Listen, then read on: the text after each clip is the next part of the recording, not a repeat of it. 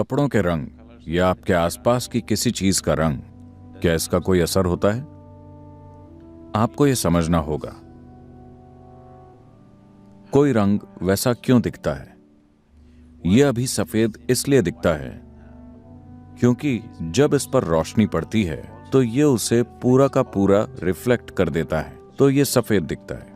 यह अभी लाल इसलिए नहीं दिख रहा क्योंकि यह लाल है, बल्कि इसलिए क्योंकि यह बाकी सारे रंगों को रोक लेता है और सिर्फ लाल को रिफ्लेक्ट करता है। इसीलिए यह आपको लाल दिख रहा है।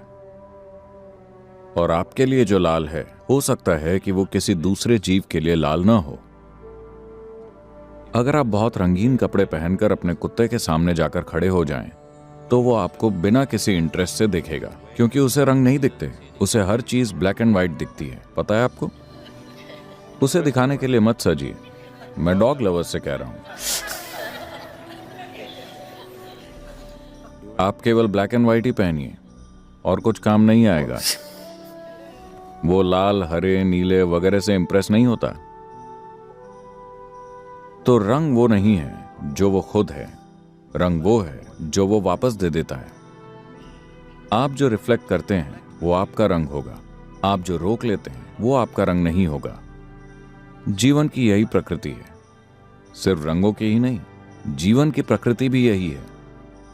आज अगर आप प्यार बांटते हैं तो लोग आपको एक प्यार करने वाले इंसान के रूप में देखेंगे। अगर आप अपने सारे प्रेम को रोक लेते हैं क्योंकि आप प्यार के बैंक हैं, आप प्रेम से भरे पड़े हैं लेकिन आप उसे बांटते नहीं हैं, तो लोग सोचेंगे कि आप वैसे हैं। अगर आप खुशी बिखेरते हैं तो लोग सोचेंगे ये खुश मिजाज इंसान है।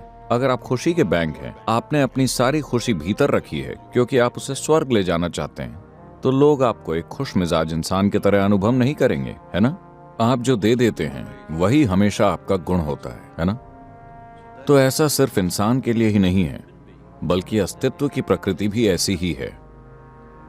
जो कुछ भी बाहर छलकता है वही उस पदार्थ का गुण होता है। अब ये हर चीज को रिफ्लेक्ट कर देता है, इसलिए ये सफेद है। वो केवल लाल को रिफ्लेक्ट करता है, इसलिए वो लाल है। वो केवल नीले को रिफ्लेक्ट करता है, इसलिए वो नीला है। बाकी हर चीज रोक ली गई है। इसने जो रोक लिया आप उसे नहीं देख पाते। ये जिसे दे देता है आप उसे ही देख पाते हैं।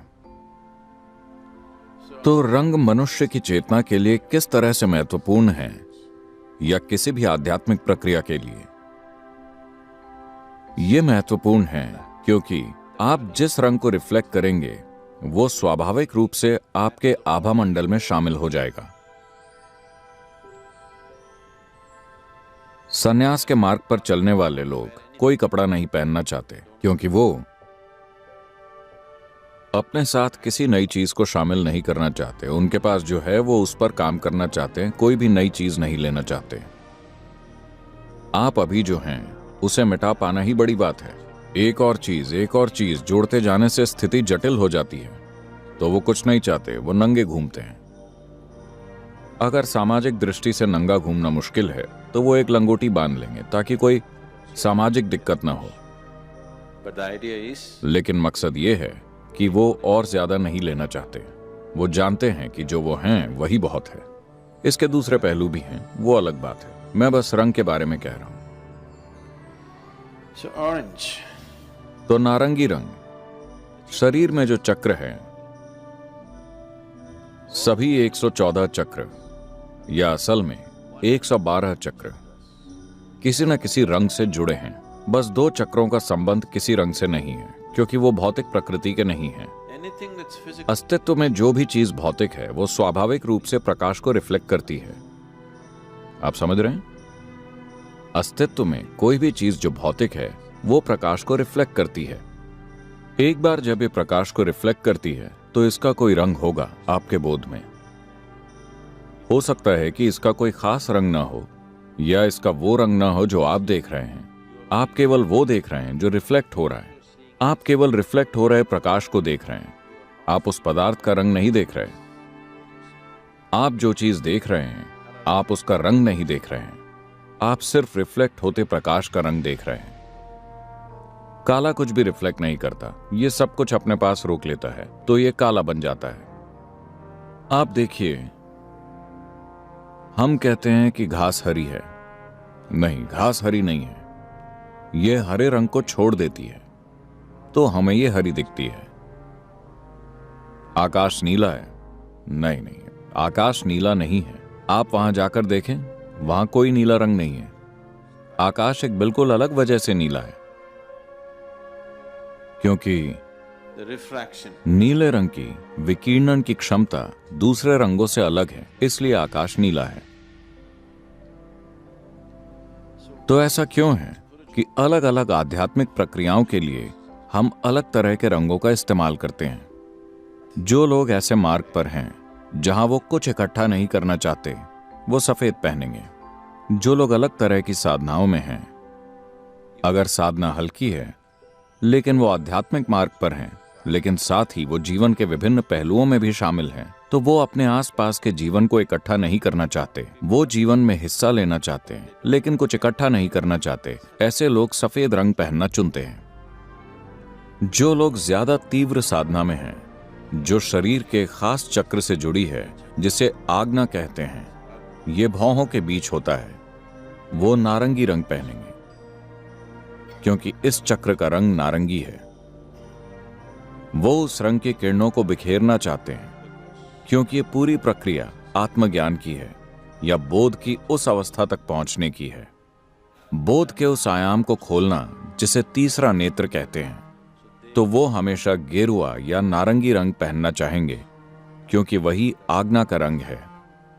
बौद्ध भिक्षु पीले वस्त्र पहनते थे, क्योंकि गौतम ने भिक्षुओं के पहले स्तर को जो प्रक्रिया दी, वो बहुत बुनियादी स्तर की प्रक्रिया थी।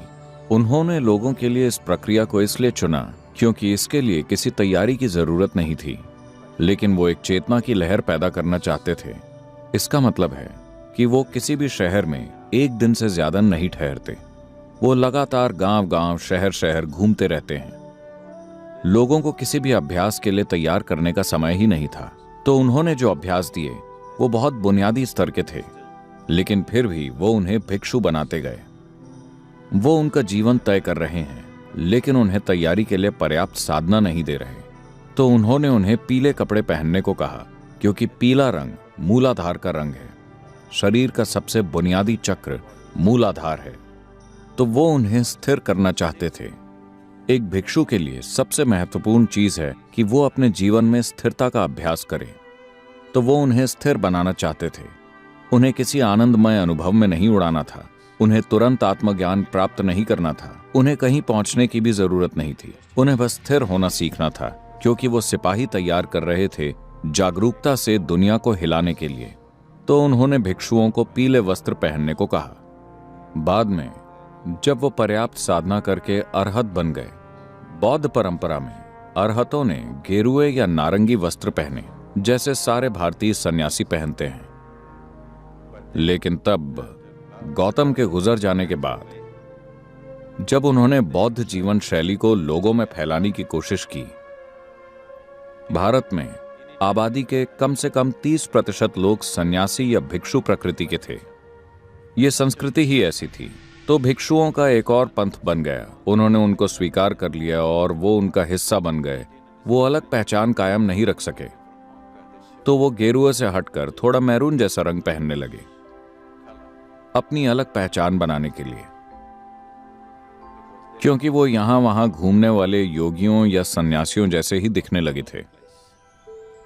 तो वो अपनी अलग पहचान बनाना चाहते थे, तो वो बाद में थोड़ा मैरून रंग पहनने लगे।